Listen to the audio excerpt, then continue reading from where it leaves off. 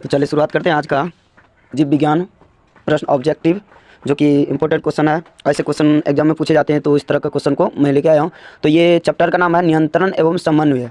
नियंत्रण और एवं समन्वय का जो है ना, वैसे इसमें 42 क्वेश्चन है। इससे पहले 20 क्वेश्चन करवा चुका हूँ, तो 21 से शुरुआत करता हूँ। तो क्वेश्चन में कहा गया है कि जो है ना, प्रतिवर्ती चाप कहाँ बनते हैं। प्रतिवर्ती चाप कहाँ बनते हैं? तो मेरुरज्जु में बनते हैं। उसके बाद दूसरा क्वेश्चन है शरीर का प्रधान नियंत्रण ग्रंथि किसे कहा जाता है? तो बताया गया पीयूष ग्रंथि को। किस ग्रंथि को? पीयूष ग्रंथि को। अगला क्वेश्चन है कि अंतःस्रावी ग्रंथियाँ जो है ना किस में होती है? तो नलिका विहीन। कैसे? तो नलिका विहीन होती है।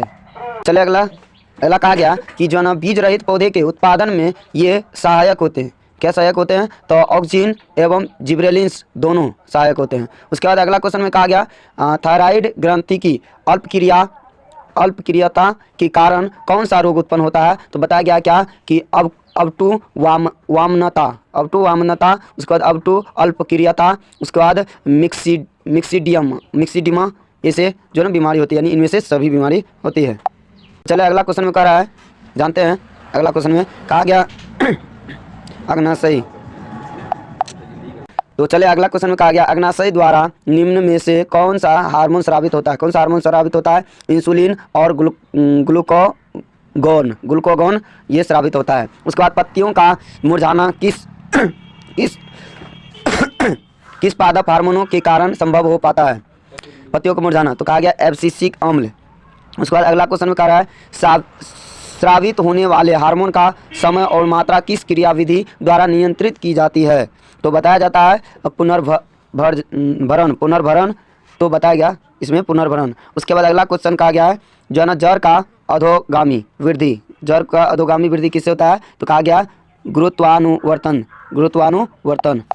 तो अगला क्वेश्चन में कह रहा है कि पॉन्स मेडुला और अनुमस्तिष्क किसका भाग है? किसका हिस्सा है? तो पश्च मस्तिष्क का हिस्सा है। कौन सी अनैच्छिक क्रिया नहीं है? तो बताया गया चबाना, ये अनैच्छिक क्रिया नहीं है। उसके बाद अब टू ग्रंथि को थायरोक्सिन हार्मोन बनाने के लिए क्या आवश्यक है? तो सोडियम आवश्यक है। उसके बाद अगला क्वेश्चन है कि मस्तिष्क का कौन सा भाग शरीर की स्थिति तथा संतुलन का अनुरक्षण करता है? कौन सा अनुरक्षण करता है? तो अनुमस्तिष्क करता है। तो अगला क्वेश्चन में कह रहा है कि पादप हार्मोन साइटोकाइनिन सहायक है। किसके लिए सहायक है? तो बताया गया प्ररोह के अग्रभाग की लंबाई में वृद्धि के लिए यह सहायक है। यानी पादप हार्मोन साइटोकाइनिन जो है किसके लिए सहायक है? प्ररोह के अग्रभाग की लंबाई में सहायक है। उसके बाद अनुकुचन गति किस पौधे पर प्रमाणित की जाती है? अनुकुचन जो है ना गति किस पौधे पर की जाती है? तो छुई मुई पर। उसके बाद वृक्क किस तंत्र का भाग है? तो बताया जाता है उत्सर्जी तंत्र का है, उत्सर्जन तंत्र। उसके बाद इंसुलिन की कमी के कारण कौन सा रोग होता है? तो मधुमेह रोग होता है इंसुलिन की कमी से। तो अगला क्वेश्चन में कहा गया खोपड़ी के अग्र सिरे पर स्थित न्यूरॉन को शरीर के विभिन्न भागों से प्राप्त होता है। यानी खोपड़ी के अग्र सिरे पर स्थित न्यूरॉन को शरीर के विभिन्न भागों से प्राप्त होता है। तो उसको किस रूप में? तो संकेत में।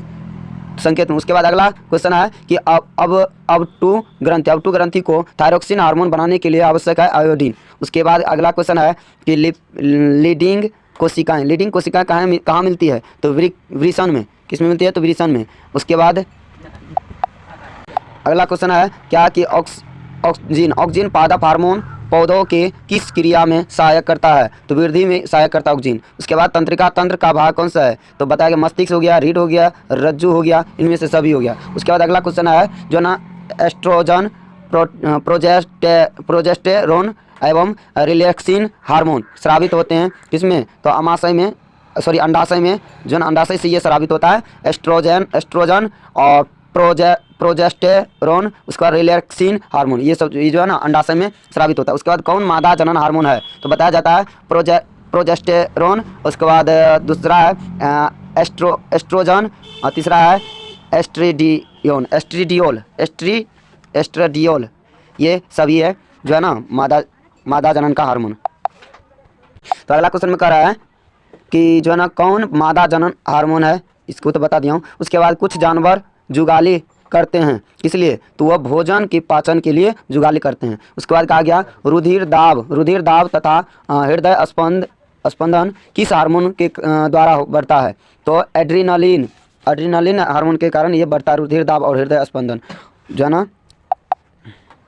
तो अगला क्वेश्चन में कहा गया कि हमारे शरीर में विभिन्न जैविक कार्यों का नियंत्रण होता है किसके द्वारा? तो तंत्रिका एवं रसायनों द्वारा, तंत्रिका एवं रसायनों द्वारा ये जो है ना शरीर का विभिन्न जैव कार्यों का नियंत्रण होता है। आखिरी क्वेश्चन है, लास्ट क्वेश्चन, जो ना जैव एब्सिसिक एसिड किस तरह का जो ना रसायन है? एब्सिसिक एसिड किस तरह का रसायन है? तो वृद्धि रोधक की तरह है।